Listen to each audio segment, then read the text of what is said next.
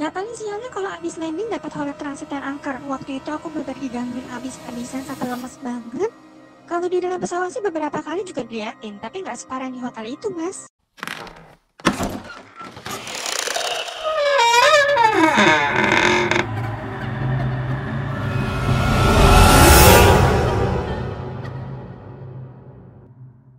Guys, gue mau sharing sebentar deh, karena gue keracunan sabun. Jadi ceritanya kemarin kan gue ke rumah temen gue nih. Terus di kamar mandinya tuh gue ngeliat ada sabun ini nih.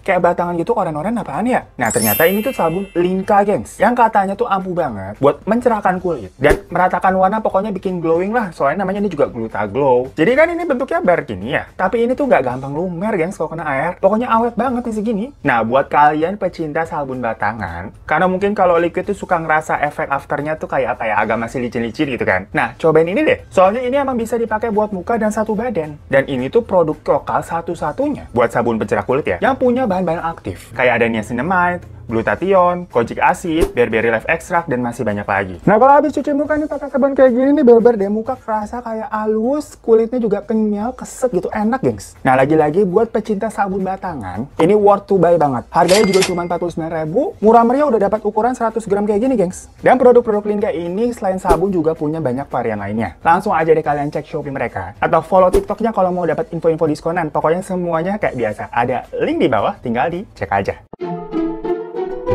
Halo geng, selamat datang di Teman Cerita. Yang tahu nggak sih, gue kangen banget deh rasanya sama kayak suasana bandara. Terus naik pesawat gitu kan, udah 2 tahun nih. Kayaknya kita belum naik pesawat lagi. Soalnya di Teman Cerita kali ini, ada sebuah cerita seru dari teman kita bernama Niken, yang merupakan seorang mantan pramugari, tapi udah banting setir nih ke dunia usaha perskincarean setelah dirumahkan sejak pandemi 2020 kemarin. Jadi ya Niken ini juga sama, udah sekitar 2 tahun nggak naik pesawat lagi. Ya cuman sebelumnya dia juga udah bosen kali ya. Soalnya selama karir pramugarinya itu, yang udah dia jalani kurang lebih 7 tahun katanya, gengs, kan di pesawat mulu. Dan selama menjadi pramugari itu, dia punya banyak cerita horor mengenai dunia penerbangan, gengs. Pokoknya persiapan mental kalian ya, kalau tahu-tahu nanti ada turbulence gitu alias jump-scare. Jadi Niken ini tuh merupakan seorang pramugari yang bekerja di maskapai dengan tujuan masih domestik ya. Maksudnya rute-rute penerbangannya tuh ya sekitaran Indonesia. Sesekali sih pernah keluar negeri kayak ngantar umroh. Tapi ya kalau regularnya dan semua cerita horor yang dialami itu, ya sewaktu dia ke rute-rute Indonesia ini. Hal ganjil yang paling sederhana yang sering terjadi sama dirinya dan kru-kru pesawat, itu adalah selisih jumlah penumpang ya. Nah biasanya kan sebelum lepas landas nih pesawat, pas semua penumpang udah pada duduk nih, itu suka ada kan pramugari yang lewat gitu, cetek-cetekin gitu pakai alat. Ngapain?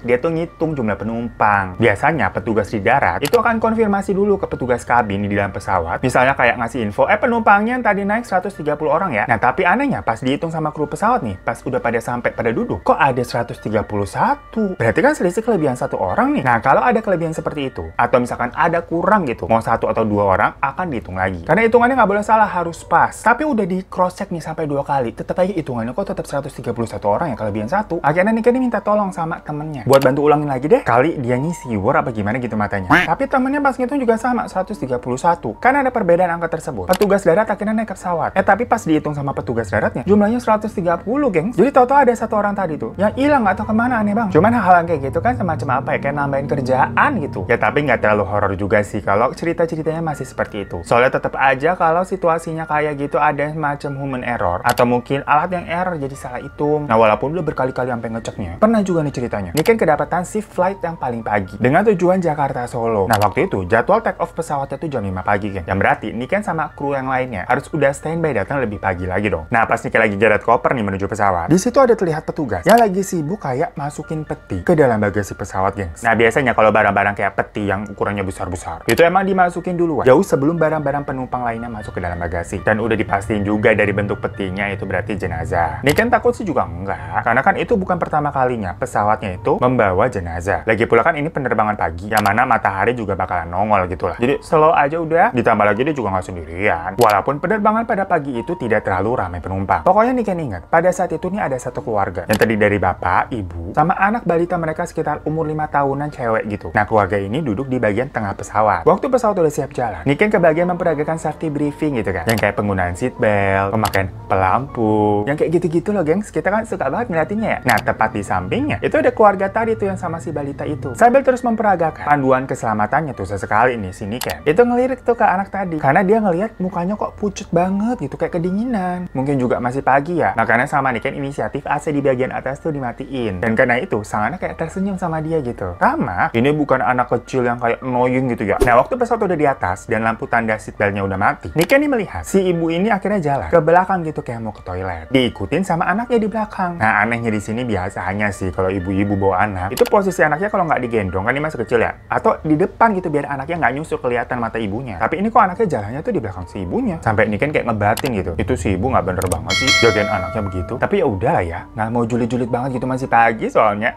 Namanya orang tua juga jagain anak kan beda-beda caranya. Nah beberapa menit kemudian si ibu tau-tau udah keluar toilet nih. Tapi kalau dilihat kayak sendirian ya. Niken mikirnya oh si anaknya masih di dalam kali belum kelar. Tapi nggak lama dari itu ada penumpang lain nih masuk ke dalam toilet. Cret gitu. Yang mana kalau anaknya itu masih di dalam, kok ada orang lain yang masuk ke situ juga. Niken yang penasaran langsung nyamperin temennya yang jaga di belakang tuh tempatnya deket toilet. Mau mastiin aja kayak bilang tadi lo liat tadi ibu-ibu masuk kan sama anaknya nih ke toilet ini nih. Itu ibunya tadi gue liat udah keluar tapi kok anaknya belum ya. Tapi ada penumpang lain masuk tuh. Terus teman pramugarnya cuma bilang kayak gini, oh ibu-ibu yang pakai baju hitam tadi udah keluar kok. Katanya gitu gengs, tapi nggak nyinggung-nyinggung masalah si anaknya udah keluar apa belum. Daripada ribet gitu ya jelasinnya, Niken coba ngajak ke tempat duduk si keluarga tadi. Dan ternyata si anak itu udah duduk manis di situ. Oh Niken mikirnya berarti pas balik tadi dia nggak ngeliat aja si anak ternyata juga udah ikutan balik. Yaudah pokoknya Niken kerja lagi nih. Seperti biasa sampai akhirnya mereka mendarat. Nah pas pesawat mendarat, setelah beberapa lama, akhirnya kan penumpang diperbolehkan untuk keluar kan. Nah biasanya itu kayak ngantri nih satu-satu gitu. Dan pramugarinya di depan pintu bilang, terima kasih yang gitu-gitu lah. Dan penumpang terakhir yang turun dari pintu depan itu adalah keluarga si ibu itu. Posisi urutan mereka tetap sama nih, ada suaminya di depan, si ibu sama anaknya yang paling belakang. Dan pas terakhir, pas anak itu lewat, dada-dada gitu ke si Niken. Niken juga otomatis sambil senyum gitu kan, sambil kayak bungkuk. Ya senyum SOP ramah pramugari gimana sih, bilang hati-hati ya dek, kayak gitu. Nah temannya di sampingnya kayak heran, ngomong hati-hati sama siapa kamu? Kok ibu-ibu itu dipanggil dek? Niken langsung bilang loh, maksudnya anaknya ibu itu. Temennya bingung lagi, hah?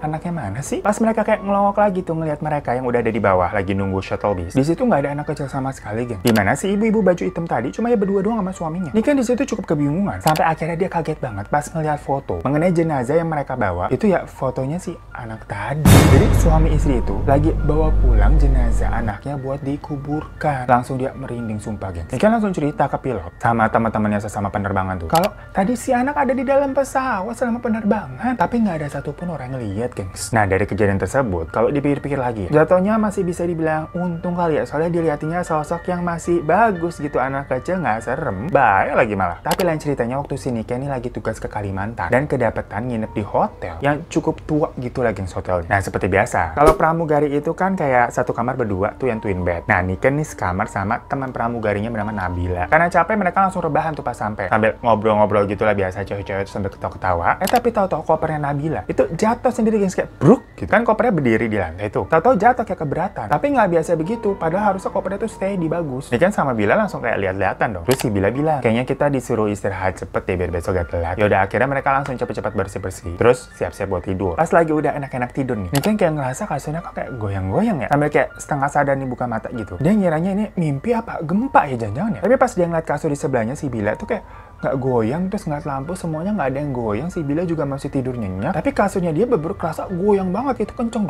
gitu. Pas dia mau turun nih dari kasur kayak baru seret gitu, dia ngeliat di bawah tuh kayak ada rambut menjuntai gitu kan. Tapi karena cepet kayak ngeliat gini, rambut dia langsung nggak jadi gitu loh. Jadi dia nggak sempet ngeliat fullnya tuh apaan bentuknya. Karena Niken langsung tarik selimut, tutup mata sambil teriak. Ya Bila otomatis kebangun dong denger suaranya Niken. Langsung nanya kenapa? Niken nangis doang gitu kayak minta keluar dari kamar tapi kakinya kaku. Akhirnya sama Bila langsung dituntun tuh ke bawah untuk ke lobi. Nah di lobi baru Niken cerita. Ya dengar ceritanya begitu sih Bila juga jadi ketakutan dong. Tapi dia belum ngeliat nih. Ya tapi juga nggak balik ke kamar kan. Akhirnya mereka pinta untuk pindah kamar sama resepsionisnya tuh malam-malam. Akhirnya diurusin. Dianterin sama resepsionisnya buat balik ke kamar, siap-siap pindah ke kamar sebelahnya doang. Tapi karena pada saat itu nggak ada kamar kosong yang selain itu. Jadi ya pilihannya cuma antara tidur di kamar yang tadi atau pindah ke sebelahnya doang nih. Yaudah akhirnya mereka mikir udah biarin deh pindah aja ke sebelah. Tapi tetap aja semalaman mereka nggak bisa tidur karena ngerasanya parno lah dan terdengar suara berisik-berisikan banget dari kamar yang mereka tadi itu di sebelahnya. Jadi walaupun mereka udah pindah kamar ya emang nggak disamperin sih, tapi suara berisikannya masih kedengeran banget, kayak ada suara geret-geret kursi gitu. Terus kayak ada yang ngetok dari dinding. Yang mana kan mereka tahu tahu kamar yang sebelah tadi yang bekas mereka kosong, nggak ada orang lagi. Sampai akhirnya udah pagi nih. Mereka siap-siap kerja kan, tanpa tidur nih jadinya. Pas semua kru udah siap-siap di lobi buat nunggu jemputan ya. Si Niken ini pakai acara drama, dimana baju kotornya tuh ternyata ketinggalan di kamar mandi. Yang tadi kamar pertama yang angker. Soalnya pas mandi tuh baju kotornya dia taruh di bawah wastafel gitu, geng. Jadi lupa pas buru-buru packing tuh pindah kamar. Yang ngeliat itu ada baju kotor jadi nggak ke bawah. Tadinya dia mau minta tolong sama orang hotel buat minta ambilin. Tapi masalahnya di situ baju kotornya kan ada celana dalam sama apa sih BH-nya tuh. Dan takutnya juga celana dalamnya kotor. Perkara si Niken ini posisinya lagi dapet. Jadi nggak enak nih kalau minta diambilin. Makanya ya udah deh, gua ambil sendiri aja. Toh situasinya udah pagi nih, udah terang. Yaudah akhirnya dia minta kunci lagi nih ke resepsionis karena kan posisinya masih pagi tuh. Jadi memang belum diberesin sama cleaning service hotel. Nah pas dia udah masuk nih, suasana udah nggak enak. Dia baru mikir kok kayak gue ide banget. Balik ke sini nggak minta temenin siapa-siapa gitu. Jadi pikirannya agak telat, gengs. Ya udah dia buru-buru deh tuh ke kamar mandi dan nyari baju kotornya di bawah wastafel. Tapi pas lihat, loh kok nggak ada. Ya mikir nih apa ini kamar udah diberesin ya janjang. Tapi pas ngeliat posisi kasur kayak spraynya gitu masih berantakan, persis seperti kayak waktu dia ninggalin. Berarti kan tuh belum diberesin. Tapi ini baju kotornya kok kayak ada udah ngambil. Padahal dia kan yakin banget dia belum ngambil dan itu ada di bawah wastafel. Pas dia lagi nyari-nyari lagi nih di mana ya? Dia ngeliat tuh kayak ada tali BH-nya menjulur, keselip gitu kayak di bawah tempat tidur. Ternyata baju kotornya semua ada di situ, geng. Nggak tahu tapi kenapa bisa ada di situ. Sampai sini kan harus kayak ngerogol-ngerogol tangannya gitu ke bawah tempat tidurnya, kan agak sempit ya sebenarnya. Tangannya jadi kotor kan. Yaudah deh, akhirnya dia cuci tangan tuh di wastafel. Nah pas cuci tangan tuh dari kaca nih, di belakangnya tuh kan kayak ada bathtub. Nah di situ ada cewek gitu berdiri dengan rambut panjang gitu berdiri di bathtub gitu, guys. Deng. Ini kan langsung teriak dan lari keluar ngibrit buru-buru. Sampai lobi dia nangis-nangis. Pas udah ceritanya udah ditenangin. Sialnya, bajunya tadi kagak kebawa lagi-lagi, geng. Soalnya Niken langsung keluar ketakutan kan tadi. Alhasil ujung-ujungnya ada orang hotel cleaning service perempuan yang ngambilin baju kotor tersebut. Kayak dimasukin sama plastik gitu. Yang berarti ya diambilin, geng. Dari tadi gitu ya, lagi ngide banget ngambil sendiri. Yang mana Niken mungkin digangguin juga karena dia lagi dapat. Selain lagi dapat datang bulan, ini juga semacam dapat jackpot juga kali, gengs. Belum lama dari peristiwa tadi, kayak 3 hari setelahnya gitulah. Posisinya Niken ini masih dapat nih, masih datang bulan. Niken ini kedapatan naik pesawat dari perusahaan maskapai penerbangan itu yang terkenal angker nih pesawatnya. Jadi ada satu pesawat tuh yang emang udah legend di antara para kru kapal maskapainya. Karena banyak kejadian-kejadian horor di pesawat yang satu itu. Buat yang pada kerja di maskapai ini juga pasti pada familiar nih. Jadi pada hari itu, Niken ini nonstop dari pagi sampai malam tektokan. Terbang terus dari wilayah A ke B ke C gitu loh. Lanjut terus lah. Ya walaupun capek, tetap harus semangat kerja ya. Karena jatuhnya duit terbangnya juga jadi lebih banyak, jadi lebih cuan. Sampai akhirnya saat penerbangan terakhir, awalnya semua berjalan normal. Tapi tiba-tiba kayak ada terdengar suara announcement gitu di speaker yang meminta para penumpang untuk mengencangkan sabuk pengaman. Tapi nggak lama setelah itu, Niken ini dapat telepon dari senior yang ada di depan, marah-marahin dia, geng. Bilang kayak tadi siapa tuh yang ngomong ngasih announcement, greetingnya kok salah? Ya soalnya hal seperti itu kan ada SOP-nya. Kayak mereka harus bilang, selamat malam para penumpang. Dikarenakan kondisi cuaca di luar, mohon untuk kembali ke tempat duduk dan mengenakan sabuk pengaman. Nah yang gitu-gitu dan nadanya kayak lembut gitu kan. Tapi suara yang barusan tadi tuh cuman bilang kayak kencangkan sabuk pengaman. Datar gitu, geng, singkat dan padat. Nah Niken yang posisi di belakang itu justru nyeranya kru yang di depan yang ngasih announcement. Soalnya di belakang lagi pada nggak ngapa-ngapain juga. Dan pas yang kru di depan juga bilang nggak ada di sini, nggak ada ngasih announcement. Mereka langsung ngeh nih. Kalau ternyata mereka lagi diisengin sama pesawat legend itu. Yang ternyata bener aja nggak lama setelah itu terjadi turbulence, geng. Untungnya para penumpang itu udah pada kayak sabuk bukan karena announcement tadi dan nggak ada lagi yang di toilet. Jadi bener-bener legend nih pesawatnya senior. Udah tahu apa yang bakal terjadi duluan gitu. Jadi udah diwanti-wanti. Cuman yang nggak sebaik itu juga sih hantunya. Pas lagi turbulence nih, posisinya kan semua orang harus duduk di bangku masing-masing. Tahu-tahu si Niken sama kru lainnya itu mendapati adanya panggilan dari penumpang. Nah, jadi kalau kita penumpang nih mau manggil seorang pramugari atau pramugara, minta tolong ini dan itu tuh ada tombolnya gitu kan di atas. Nah, itu tuh kehubung sama ruangan kru. Nah, pas dilihat ada kursi 38C tuh manggil. Tapi karena kondisinya turbulence kan ntar dulu ya. Ya udah nggak lama tombolnya mati tuh lampunya. Oh, dikiranya udah nggak butuh kali ya. Tapi nggak lama. Abis itu kursi 38B yang manggil. Berarti ini sebelahnya persis kan. Terus mati lagi. Tapi Toto nyala lagi. Sekarang 38C sama 38B. Wah, dikira ini penting kali ya, sederetan gitu. Butuh apa nih? Yaudah, abis pilot ngasih tanda boleh lepas sabuk pengaman udah aman nih. Ini kan langsung nyamperin tuh ke kursi 38C dan B. Tapi pas dia ternyata di situ kosong, kagak ada penumpang. Dan di sebelah-sebelahnya juga kosong nih, geng. Karena malam itu cuma ada sedikit penumpangnya. Dia kan cuma ngebatin kayak pas dia balik lagi ke tempatnya. Kayak gitu lagi, tapi ini panggilan dari nomor bangku yang berbeda. Kali ini temennya lah yang suruh ngecek gantian. Sama lagi-lagi itu panggilan kagak ada penumpangnya di bangku itu, geng. Lama-lama satu kru ini ngerasa ya udah capek duluan juga ya. Posisinya udah malam nih, dari pagi mereka non-stop dan untungnya juga mereka ngalaminnya bareng-bareng gitu. Jadi nggak takut yang segitunya banget. Nah tapi selain di pesawat sama di hotel, ada juga cerita serem waktu dia lagi di bandara, geng. Nah waktu itu posisinya Niken lagi nggak ada di pramugari, lagi nggak tugas, melainkan dia jadi penumpangnya nih. Mau terbang liburan, flight ke Bali, ngambil yang paling pagi lagi-lagi. Dan kan udah kebiasaan standby pagi ya. Jadi dia nyampe juga kebagian banget. Di bandara udah nyampe tuh jam 4. sedangkan flightnya itu jam 6. Di situ posisi dia masih sendirian, teman-temannya ini belum datang. Jadi dia luntang-lantung nih nunggu, bosan ngapain ya. Akhirnya ke toilet lah dia. Pagi-pagi nih kebelet gitu kan buat nyetor. Pas dia baru masuk toilet, dia kayak nyium kayak ada bau-bau anyir ya. Tapi perkara ini kan kondisinya toilet umum, dikira emang nggak bersih aja kali. Jadinya ada bau-bauan aneh nih. Nah posisinya saat itu semua bilik nih kosong. Jadi dia masuk ke bilik yang tengah. Ya udah pas dia lagi pupi nih lagi ngeden, tau-tau dia ngetop. Konten kalau kita dari dalam kan pasti bilang ada orang. Niken kan juga mikir kayak tadi bilik-bilik sebelah kosong, kenapa pintu gue yang deket toh kayak orang buru-buru minta gantian gitu. Tapi dia masih positive thinking. Dikira mungkin emang lagi penuh kali ya. Ya udah dia jadi buru-buru tuh, takut orang di luar minta gantian tuh cepirit kan, kasihan. Nah pas dia baru keluar nih dari samping ini kayak ada ibu-ibu pakai mukena masuk ke bilik sebelah. Maksudnya kayak cepet banget gitu, jadi kayak sekelebat. Nah ini kan bingung dong, oh mungkin itu tadi ibu-ibu yang ngetok gara-gara kebelet kali ya, tapi ngapain juga pakai mukena, aneh banget. Dan pas dilihat lagi ke bilik-bilik sebelahnya masih pada kosong, jadi ngapain dia diketok nih biliknya si Niken. Yaudahlah pas Niken cuci tangan, tau-tau dari bilik yang tadi ibu-ibu masuk itu kayak kedengeran suara orang nangis. Nah Niken merinding nih, kenapa nih orang? Dia teriakin tuh dari luar, bu kenapa bu? Tapi nggak dijawab-jawab King. Akhirnya Niken nih keluar nih, nemuin penjaga toilet yang di depan, mbak-mbak gitu, sambil bilang, Mbak, itu ada tadi ibu-ibu masuk nangis-nangis, kenapa tuh, takutnya kenapa-napa. Nah, tapi penjaga itu malah bingung, hah ibu-ibu? Tadi yang baru masuk kayak mbak doang, satu. Yaudah, akhirnya mereka berdua ngecek tuh ke dalam, ke bilik ujung tuh, yang tadi ibu-ibu mau kena masuk. Pas dibuka, ada orang yang sisinya. Tapi penjaga toilet yang mbak-mbak tadi gitu kayak biasa aja, malah ketawa gitu, kayak ngeledekin si Niken, kayak ibu-ibunya pakai mukena tadi ya mbak. Dan Niken kan kaget, iya bener. Dibilang, oh udah biasa. Kalau lagi sepi gini emang suka usil itu.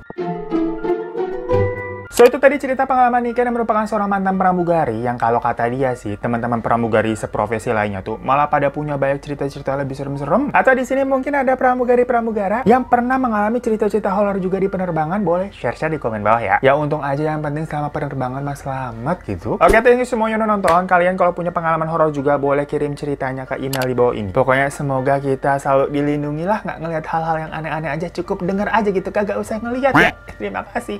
Assalamualaikum.